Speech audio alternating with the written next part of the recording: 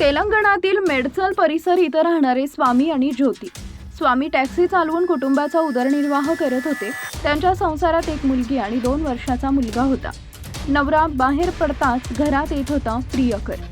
तपासात समोर आलेल्या माहितीनुसार ज्योतीचं लग्नापूर्वी यादाद्री भुवनगिरी जिल्ह्यातील माधापूर गावातील नवीन नावाच्या तरुणासोबत प्रेम संबंध होते. लग्नानंतरही दोघांमधील संपर्क कायम राहिल्याचा आरोप आहे. स्वामी कामानिमित्त बाहेर गेल्यावर नवीन अनेकदा घरी येत असल्याची माहिती पोलिसांना मिळाली आहे. 29 मे रोजीही अशीच भेट झाली होती.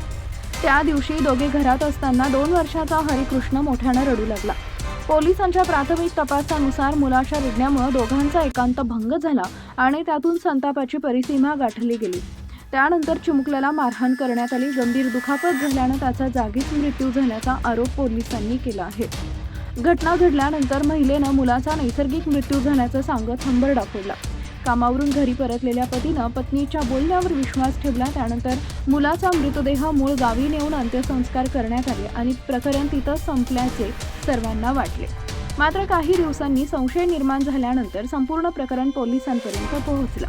त्यानंतर मृतदेह बाहेर काढून शवविच्छेदन करण्यात आले आणि धक्कादायक बाबी समोर आल्या.